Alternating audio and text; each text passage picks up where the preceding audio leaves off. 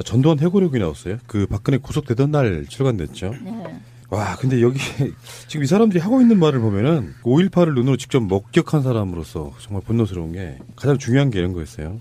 광주 사태 충격 가시기 전에 전 대통령이 된 것이 원죄다. 십자가를 지게 됐다. 이렇게 내용도 들어있고요. 자기가 십자가를 지게 됐다는 네. 거야. 어이가 없어. 광주에서 국군의 살상행위가 없었고 발표 명령은 존재하지 않은 것이 밝혀졌다. 이렇게도 이야기를 했고요. 뭐가 또 밝혀져. 비슷한 시기에 이순자도 자서전을 냈어요. 남편을 편드는 제목이야. 당신 외롭지 않다야. 미치겠어. 이게 무슨 세트야? 그리고 최규하가 남편에게 후임하라고 권유까지 했다는 거예요. 이거 뭐 죽은 사람한테 물어볼 수도 없고. 자, 이 타이밍에서 우리 전두환 반란 수계로 대법원까지 재판을 가서 상고까지 가서 유죄 확정이 됐잖아요. 그렇죠. 그 판결문을 잠깐만 좀 내용만 요약해서 핵심적인 부분만 읽어드릴게요. 얼마나 이 인간들이 사기질을 하고 있는 건지 책으로 이거 사기죄 형성이 안 될까 모르겠어요. 광주 5.18 무력 진압에 대해서 재판부는 이런 입장이었어요. 원래 민주주의 국가의 국민은 주권자로서 또 헌법 제정 권력으로서 헌법을 제정하고 헌법을 수호하는 가장 중요한 소임을 갖는 것이므로 이러한 국민이 개인으로서의 지위를 넘어 집단이나 집단 유사의 결집을 이루어 헌법을 수호하는 역할을 일정한 시점에서 담당할 경우에는 이러한 국민의 결집을 헌법기관에 준하게 보호하여야 할 것이다. 따라서 이러한 국민의 결집을 강압으로 분쇄했다면 그것은 헌법기관을 강압으로 분쇄한 것과 마찬가지로 국헌문란에 해당한다고 보지 않으면 안 된다. 이런 입장을 내놨고요. 이거는 법정에서 읽어준 내용이에요. 판결문에 있는. 그리고 피고인 전두환에 대해서 이렇게 판결을 했어요. 피고인 전두환은 12.12 군사 반란을 주도하여 하극상의 방법으로 군의 기강을 파괴하였고 5.17 및 5.18 내란을 일으켜 힘으로 권력을 탈취하면서 많은 사람을 살상하고 군사 통치의 종식을 기대하는 국민에게 큰 상처를 주었으며 불법으로 조성한 막대한 자금으로 사람을 움직여 타락한 행태를 정치의 본령으로 만들었다. 그 죄가 크다고 하지 않을 수 없다. 그러나 대통령 재임 중 6.29 선언을 수용하여 요 부분은 조금 이제 봐주겠다 이런 뜻이고요. 권력의 상실이 곧 죽음을 의미하는 정치 문화로부터 탈피하여 권력을 내놓아도 죽는 일은 없다는 원칙을 확립하는 일은 구테타를 응징하는 것에 못지않게 이 시대에 꼭 필요한 일이다. 자고로 함장은 불살이라 하였으니 공화를 위하여 강일 등 하지 않을 수 없다. 이런 굉장히 철학적인 판결을 했고요. 피고인 전두환을 무기징역에 처하고 금 2,205억 원을 추징하며 피고인의 전두환에 대한 이 사건 공소 사실 중 계속 나머지는 무죄 판결을 내리는 부분 좀 있고요 해서 무기징역을 이 모든 사항에 대해서 그러니까 1212부터 시작해가지고 일해재단까지 포함한 모든 이 뇌물죄에 해당되는 것까지 살인죄에 해당되는 것까지 전체를 유죄 판결을 내린 거예요. 그러니 이 인간들이 전두환하고 이순자가 쓴 이 자서전에 나온 게 얼마나 심각한 사기극이냐는 거죠. 이게요, 책이 양이 적은 분량이 아니에요. 한 400페이지 이상 되는 것 같은데 3권이야, 3권. 그러니까 어마어마한 역사 소설을 만들어낸 거야, 지 마음대로. 이 직접 썼겠어요? 이거 보니까 저기 아들 계열사 쪽에서 그렇겠네요. 찍어준 것 같은데. 시공사? 아니, 계열사. 그보다 하부 조직에서 이게 만들었대. 책 자체 발행은. 그러니까 시공사하고 연관된 제하층 회사에서 만들어준 건 맞는데, 문제는 이런 류의 출판이 자유롭게 된다는 것 자체가 우리나라가 정말 헌법 정신이 있는 출판과 이게 토론의 자유를 허용하고 있는 거기 때문에 이게 가능하구나 싶은 생각에서는 이 사람은 정말 법의 혜택을 너무 많이 보내. 그러니까요. 이 사람은 지금 명종님이 읽어주신 것처럼 정확하게 법의 심판을 받았어요. 네, 그렇죠. 다 유죄가 인정이 된 거죠. 12.12 사태 때에서부터 시작해서 광주 쫙 해가지고 이래재단에 이르기까지 쫙 다 유죄가 인정이 되었고 그거를 퉁쳐서 무기징역 이렇게 된 거잖아요. 그렇죠. 예. 그런데 그게 지내놓고 나서 이 사람이 이제 딴소리를 지금 하는 건데 어떻게 해서 이 사람이 이렇게 딴소리를 할 수 있을까라고 생각을 해보면 그 사이에 어떤 사면으로 이제 이 사람이 나오게 된 거죠. 이제 김대중 정권 시절에 사면이 이루어졌던 건데 물론 그때도 막 대학생들이 엄청나게 반대하고 사면이 말이 안 된다라고 했었어요. 근데 어쨌든 그러고 나니까 이 사람이 뭐 다들 지났으니까 다 까먹었지. 뭐 기억하고 있는 사람들은 얼마 없지. 이러고서 지금 이따위 거짓의 팔반대장경을 써가지고서 이렇게 나오고 있는 거잖아요. 그러니까는 출판사 이름이 자작나무 숲이지. 아, 자작나무가 타는구나. 아니 자작한 나무인 거지. 그렇구나. 아주 모든 게 다 자작이구나.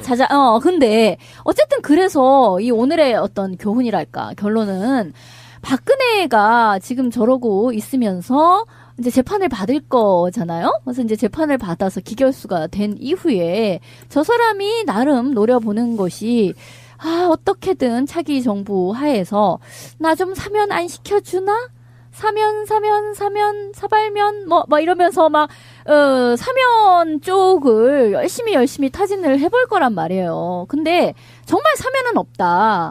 사면을 해주면, 사면발이가 아니라 하여간 사면을 해주면 이 사람네들이 나중에는 이와 같은 딴소리를 해댄다라는 거를 깊이 알아서 절대로 사면은 없다는 것을 못을 박아야 된다. 사면하면 탄핵당해요. 대통령 선거에 김대중 대통령이 되고 나서 며칠 후에 사면된 거거든요. 그러니까 사면의 주체는 김영삼인 건 맞는데 이를테면 다른 방송에서 이야기를 또 하겠습니다만 이회창 그 부분이 좀 관련이 있어요. 그 당시에 흐름이 뭐가 있냐면은 이회창이 선거 공약으로 두 사람 사면을 걸었던 지금 정부하고 좀 비슷해요. 근데 그런 걸 왜 걸려고 했냐면은 김대중 정권이 탄생하려고 하는 바로 그 시점이었기 때문에 국민 화합적 차원에서 일단 공약 비슷하게 좀 내걸었던 측면이 있고요.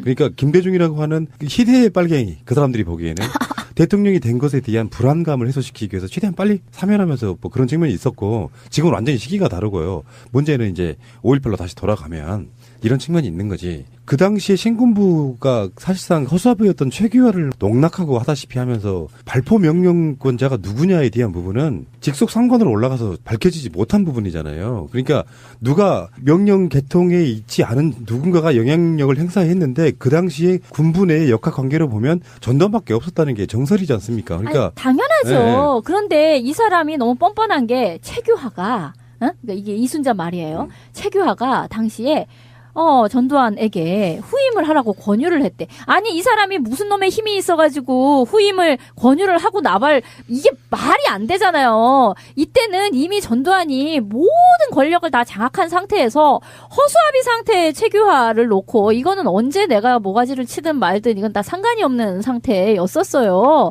그런 거에서 형식적으로 최규하가 이제 그렇게 있다가 하야를 어느 순간 하고 그리고 이제 전두환 대통령으로 넘어가게 된 거였죠. 나 진짜 그때 사람들이 다 뻔히 살아있고 지금 다 뻔히 기억을 하는데 이따고 거짓말을 해? 그러니까 발포 명령에 대해서도 지가 만약 이런 걸 쓰고 싶었다면요. 발포 명령권자에 대한 증명을 해보이면 돼요. 사실상 어떤 개통에 의해서 발포 명령권자가 없는데 누가 발표를 하라고 지시한 거야? 그러니까 이 사람은 그런 거지. 아무도 발포를 명령하지 않았다. 그런데 현장에서 발포가 이루어진 것은 우발적인 사건이었다. 이런 식의 얘기가 되는 근데 희대의 살인마가 우리나라 이게 정말 잘못된 거야. 회고록 쓸 때쯤 되면요. 역사적 반성을 하면서 진실을 써야 돼요. 근데 역사적인 살인마가 자기가 발포 명령한 적 없다. 자기는 책임 없다. 그 모든 것들은 다 남 탓해버렸잖아요. 예를 들면 발포도 해당 군부대 애들이 알아서 한 거지. 대통령도 난 안 하고 싶었는데 최규하가 하라고 해서 했다. 말이 되는 소리냐고. 아니 이게요. 최규하도 문제야. 이 사람이 크게 잘못한 거 없다 할지라도 약간 그렇게 허수아비처럼 있다가 아이고 쿠데타 세력한테 이렇게 국가 권력을 내주는 이런 참혹한 짓을 내가 이렇게 현장에서 이렇게 말리지도 못하고 당하게 되었네라고 스스로 약간 피해자처럼 생각이 될지도 몰라요. 만약 그렇다라고 한다면 이 사람이 적극적으로 이런 회고록을 만약 썼어야 돼. 그러니까 이 전두환이나 이순자가 이런 말도 안 되는 셀프 실드를 치는 회고록을 발표하기 전에 최규하가 내가 정말 죽기 전에 이 말은 꼭 해야 되겠다라고 하면서 회고록을 남겼어야 되는 거예요. 그러니까요. 그나마 이제 박근혜를 언급한 부분 안에 하나 좀 새로운 사실, 원래 있었던 설이긴 한데 11.6 직후에 최태민을 자기가 강원도에 있는 전방부대로 격리를 시켰다. 이 얘기는 있는 거거든. 그렇죠. 가서 혼내줬다며. 그게 전두환이. 아니라 워낙 하는 짓이 그동안 박근혜랑 뭘 헤쳐먹은 게 많아서 무리를 빚고 있었기 때문에 자기가 분리를 시켰다라고 얘기를 하고 있기 때문에 그 당시부터 국정농단이 있었던 게 사실인 거야. 근데 전두환이도 그 부분에 대해서 확실하게 인정을 한 거고 돈 준 부분 안에서도 뭐 9억 5천만 원 줬다가 3억 5천만 원 돌려받았다. 이 부분도 확실하게 공언을 해준 거거든. 그리고 이제 그 이후에 얘기 중에는 자기가 지난번 그 이명박과 경선했을 때 자기를 찾아와서 지지 요청을 해가지고 깜냥이 안 됐다고 생각해서 지지 안 했다. 뭐 이런 얘기까지도 있어요. 그러고 보니 이 오빠도 사실 그네 알기를 참 그 알로 보고 있었던 거지 그동안 쭉. 아니 김종필도 알로 보고 있었는데 박근혜에 대해서 전두환인들 알로 보지 않았겠어요? 자, 그러면 재연의 여왕이 한번 재능을 발휘할 시간 한번 드릴게요. 최규하와 전두환의 만남. 요걸 성립시켜봐봐. 최규하가 내 후임을 권유했다는 주장을 성립시켜봐봐. 그러니까 이 결론만 이야기하지 말고 최규하 하실래요? 전두환 하실래요? 전두환. 최규하 하세요. 그거 어려운 걸 나. 이걸 성립시키기 위해서 뭔가 대화상의 과정이 있었을 거란 말이에요. 머리에 대충 들어오죠. 내가 다음 대통령을 좀 해야 되겠는데. 최규하 당신은 어떻게 생각해요? 네, 장군님이 대통령을 하시는 게 맞는 얘기이신 거지요. 그럼 저는 그럼 어떻게 그 명예적인 퇴진을 할 수 있을지 좀 방법을 좀 알려주시면. 아마 그건 걱정할 필요 없고 내가 뭐 다 대통령 하면서 뭐 전직 대통령으로 뭐 예우해주지. 그거까지 거 뭐 어렵나? 그러시면은 그래도 그 남은 임기는 좀 채울 수 있게끔 좀 배려를. 지금 시대가 어느 시대인데 그런 소리를 해.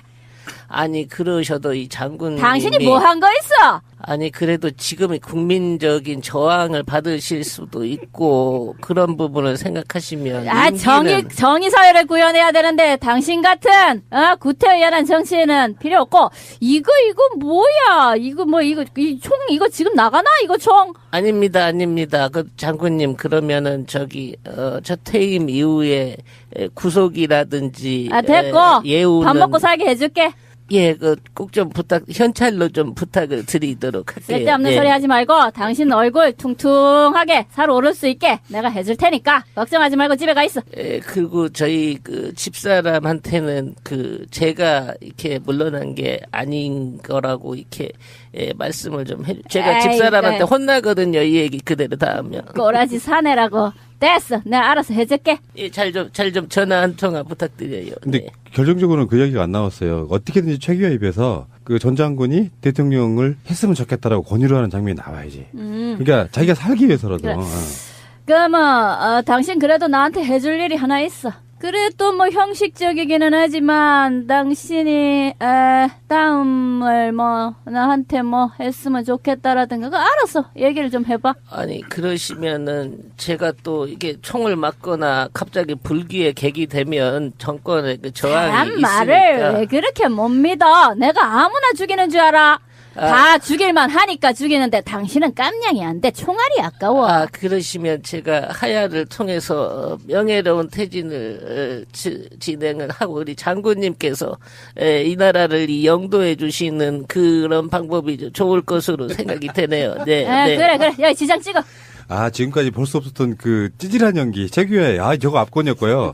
야, 황진미님은 제 느낌에는 그런 거야. 역시 평론가보다는 배우를 했어야 돼. 야, 어떻게 전직 대통령들에 대한 그 빙의가 이렇게 잘 되냐? 전두환, 박근혜. 이 권력자 앞에 펴주면 큰일 날 사람이야. 진짜 이 사람. 내가 봤을 때 완장샷 사람이야, 이 사람이. 이 사람이 정미용 때부터 내가 심상치 않은 걸 느꼈다니까. 정미황? 자, 어쨌건 뻔뻔하네요. 정말로 뻔뻔하네요. 여러분들이 보셨겠지만 거기에 대한 역사적 과오에 대해서 정말로 역사 앞에 석고되지 않은 마음으로 써야 되잖아요. 자서전을. 아니 그렇게 억울하면 재심 청구를 하든지.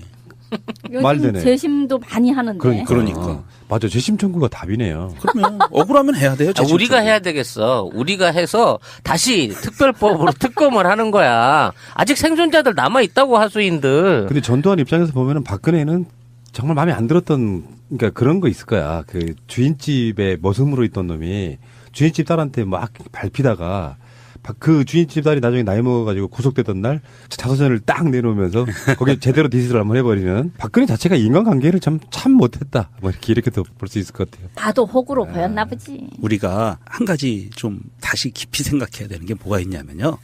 전두환이 그 상고까지 가가지고 무기징역 확정된 거에서 검사가 공소장에서 한 가지를 빼놓고 안 넣은 게 있어요. 뭐요 그게? 일부러 안 넣었어요. 뭐냐면 그게 5.18 광주에서 그 그 사격 지시, 발포 총소라는 명령? 발포 명령을 누가 내렸는지를 공소장에서 빼서 안 넣었어요. 자, 그럼 한 가지 건의하는 게 전두환은 재심 청구하시고 특검에서 발포자를 찾아내는 특검을 만들어서 특검도 필요하겠다. 해서 재조사를 하는 거예요. 그래가지고 반일륜 범죄로 다스리는 거예요. 사형으로. 재심 받아서 재심해가지고. 사연하는 재심 걸로 청구하게 하고 네. 사형으로 다스리는 거예요. 사면 없는 사형 최근에 왜 헬기에서 기총소사 나왔잖아. 것도 기총소사 나왔고요. 나왔잖아요. 그러니까 그 부분이 공소장에서 빠져 있어요. 발포 명령권자가 누구였는지가 공소장에서 빠져 있기 때문에 얘네들이 지금 그렇게 발포 명령권자 아니었다라고 우기고 있는 거거든요. 그 검찰에서 그때 그거를 밝혀내기가 재심해야 되겠는데? 힘이 부족하니까 안 넣은 거예요. 그때 그러고도 무기징역이었는데 그렇죠. 그거를 안고를 싹 집어넣으면 사형 이렇게 되는 거네요. 그러네. 얼마 안 남았지만 이 사람을 사형으로 보내드리는 참 그게 정말 전직 대통령에 대한 예우인 것 같아요. 그러니까 세월호 사건의 핵심은 침몰 원인 이런 것처럼 네. 지금 5.18도 자기 나라의 군인들이 국민들을 향해서 총을 쏴서 수백 명 이상의 사람들을 죽인 거거든요. 그렇죠. 그런 상태라 그러면 발포 명령자를 찾지 않고 사건을 덮을 수는 없고요. 예.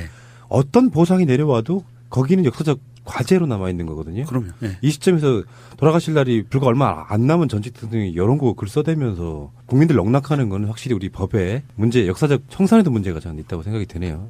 근데 이걸 돈 주고 사는 사람이 있을까? 이걸로 돈 벌려고 하겠어요? 돈 벌려고 파는 건 아니고 자기 간에는 지가 억울한 점이나 이런 것들을 명예회복 한답시고 하는 건데 이게 내가 보기에는 인지 부조화라고 생각이 들어요. 최근에 어린이 위인집 전집이 있는데요. 거기 나온 위인집 전집에 박근혜가 들어있답니다. 헐. 네, 그래서 서점 측이 그 옆에다가 보조 안내문을 붙였대요. 네, 박근혜 그쪽 부분은 빼드릴 수 있습니다. 아니 그 책을 전집 개발한 회사 기획자가 도대체 기획자가 누구요? 진짜 멍청한답니다. 미친 거 아니야? 그리고 운때도 안 맞는 거죠.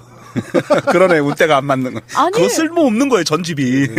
아니 필요도 없지만 어떻게 그 사람을 위인으로 생각할 수가 있어요? 아니 이건 뭐 진영 이런 것과 다 관계없이 그 사람 지금 대통령 그러니까 지금 이렇게 탄핵이 안 됐더라면 지금 계속 대통령을 하고 있었겠죠. 근데 임기 중에 있는 대통령을 어린이 위인의 그 목록에 넣는다는 것 자체가 도대체 뭐야? 무슨 생각이야? 아니 뭐 반기문도만 올라왔어. 위는 개뿔. 문제가 인정이 된 거죠. 12.12 사태 때에서부터 시작해서 광주 뭐 쫙 해가지고 이래재단에 이르기까지 쫙 다 유죄가 인정이 되었고 그거를 퉁쳐서 무기징역 이렇게 된 거잖아요. 그렇죠. 예. 그런데 그게 지내놓고 나서 이 사람이 이제 딴소리를 지금 하는 건데 어떻게 해서 이 사람이 이렇게 딴소리를 할 수 있을까라고 생각을 해보면 그 사이에 어떤 사면으로 이제 이 사람이 나오게 된 거죠. 이제 김대중 정권 시절에 사면이 이루어졌던 건데 물론 그때도 막 대학생들이 엄청나게 반대하고 사면이 말이 안 된다라고 했었어요. 근데 어쨌든 그러고 나니까 이 사람이 뭐 다들 지났으니까 다 까먹었지? 뭐 기억하고 있는 사람들은 얼마 없지? 이러고서 지금 이따위 거짓의 팔반대장경을 써가지고서 이렇게 나오고 있는 거잖아요. 그러니까는 출판사 이름이 자작나무 숲이지. 아, 자작나무가 타는구나. 아니, 자작한 나무인 거지. 그렇구나. 아주 모든 게 다 자작이구나. 근데 어쨌든 그래서 이 오늘의 어떤 교훈이랄까 결론은 박근혜가 지금 저러고 있으면서 이제 재판을 받을 거잖아요. 그래서 이제 재판을 받아서 기결수가 된 이후에 저 사람이 나름 노려보는 것이 어떻게든 차기 정부 하에서 이러한 국민의 결집을 헌법기관에 준하게 보호하여야 할 것이다. 따라서 이러한 국민의 결집을 강압으로 분쇄했다면 그것은 헌법기관을 강압으로 분쇄한 것과 마찬가지로 국헌문란에 해당한다고 보지 않으면 안 된다. 이런 입장을 내놨고요. 이거는 법정에서 읽어준 내용이에요. 판결문에 있는. 그리고 피고인 전두환에 대해서 이렇게 판결을 했어요. 피고인 전두환은 12.12 군사 반란을 주도하여 하극상의 방법으로 군의 기강을 파괴하였고 5.17 및 5.18 내란을 일으켜 힘으로 권력을 탈취하면서 많은 사람을 살상하고 군사 통치의 종식을 기대하는 국민에게 큰 상처를 주었으며 불법으로 조성한 막대한 자금으로 사람을 움직여 타락한 행태를 정치의 본령으로 만들었다. 그 죄가 크다고 하지 않을 수 없다. 그러나 대통령 재임 중 뭐 6.29 선언을 수용하여 요 부분은 조금 이제 봐주겠다 이런 뜻이고요. 권력의 상실이 곧 죽음을 의미하는 정치 문화로부터 탈피하여 권력을 내놓아도 죽는 일은 없다는 원칙을 확립하는 일은 구테타를 응징하는 것에 못지않게 이 시대에 꼭 필요한 일이다. 자고로 함장은 불살이라 하였으니 공화를 위하여 강일 등 하지 않을 수 없다. 이런 굉장히 철학적인 판결을 했고요. 피고인 전두환을 무기징역에 처하고 금 2,205억 원을 추징하며 피고인의 전두환에 대한 이 사건 공소 사실 중 뭐 계속 나머지는 뭐 무죄 판결을 내리는 부분 좀 있고요 해서 무기징역을 이 모든 사항에 대해서 그러니까 1212부터 시작해가지고 일해재단까지 포함한 모든 이 그 뇌물죄에 해당되는 것까지 살인죄에 해당되는 것까지 전체를 유죄 판결을 내린 거예요. 그러니 이 인간들이 전두환하고 이순자가 쓴 이 자서전에 나온 게 얼마나 심각한 사기극이냐는 거죠. 이게요, 책이 양이 적은 분량이 아니에요. 한 400페이지 이상 되는 것 같은데, 3권이야, 3권. 그러니까 어마어마한 역사소설을 만들어낸 거야, 지 마음대로. 이 직접 썼겠어요? 이거 보니까 저기 아들 계열사 쪽에서 그렇겠네요. 찍어준 것 같은데. 시공사? 아니, 계열사. 그보다 그 하부 조직에서 이게 만들었대. 책 자체 발행은. 그러니까 시공사하고 연관된 재하청 회사에서 만들어준 건 맞는데, 문제는 이런 류의 출판이 자유롭게 된다는 것 자체가 우리나라가 정말 헌법 정신이 있는 출판과 이게 토론의 자유를 허용하고 있는 거기 때문에 이게 가능하구나 싶은 생각에서는 이 사람은 정말 법의 혜택을 너무 많이 보내. 그러니까요. 이 사람은 지금 명종님이 읽어주신 것처럼 정확하게 법의 심판을 받았어요. 네, 그렇죠. 다 유저 나 좀 사면 안 시켜주나? 사면 사발면 뭐 이러면서 막 사면 쪽을 열심히 타진을 해볼 거란 말이에요. 근데 정말 사면은 없다. 사면을 해주면 사면발이가 아니라 하여간 사면을 해주면 이 사람네들이 나중에는 이와 같은 딴소리를 해댄다라는 거를 깊이 알아서 절대로 사면은 없다는 것을 못을 박아야 된다. 사면하면 탄핵당해요. 대통령 선거에 김대중 대통령이 되고 나서 며칠 후에 사면된 거거든요. 그러니까 사면의 주체는 김영삼인 건 맞는데 이를테면 뭐 다른 방송에서 이야기를 또 하겠습니다만 이회창 그 부분이 좀 관련이 있어요. 그 당시에 흐름이 뭐가 있냐면은 이회창이 선거 공약으로 두 사람 사면을 걸었던 지금 정국하고 좀 비슷해요. 근데 그런 걸 왜 걸려고 했냐면은 김대중 정권이 탄생하려고 하는 바로 그 시점이었기 때문에 국민 하합적 차원에서 일단 공약 비슷하게 좀 내걸었던 측면이 있고요. 그러니까 김대중이라고 하는 희대의 빨갱이 그 사람들이 보기에는 대통령이 된 것에 대한 불안감을 해소시키기 위해서 최대한 빨리 사면하면서 뭐 그런 측면이 있었고 지금은 완전히 시기가 다르고요. 문제는 이제 5.18로 다시 돌아가면 이런 측면이 있는 거지. 그 당시에 신군부가 사실상 허수아비였던 최규하를 농락하고 하다시피 하면서 발포 명령권자가 누구냐에 대한 부분은 직속 상관으로 올라가서 밝혀지지 못한 부분이죠. 자, 전두환 회고록이 나왔어요. 그 박근혜 구속되던 날 출간됐죠. 네. 와, 근데 여기 지금 이 사람들이 하고 있는 말을 보면은 5.18을 눈으로 직접 목격한 사람으로서 정말 분노스러운 게 가장 중요한 게 이런 거였어요. 광주 사태 충격 가시기 전에 전 대통령이 된 것이 원죄다. 십자가를 지게 됐다. 이렇게 내용도 들어있고요. 자기가 십자가를 지게 됐다는 네. 거야. 어이가 없어. 광주에서 국군의 살상행위가 없었고 발표 명령은 존재하지 않은 것이 밝혀졌다. 이렇게도 이야기를 했고요. 뭐가 또 밝혀져. 비슷한 시기에 이순자도 자서전을 냈어요. 남편을 편드는 제목이야. 당신 외롭지 않다야. 미치겠어. 이게 무슨 세트야?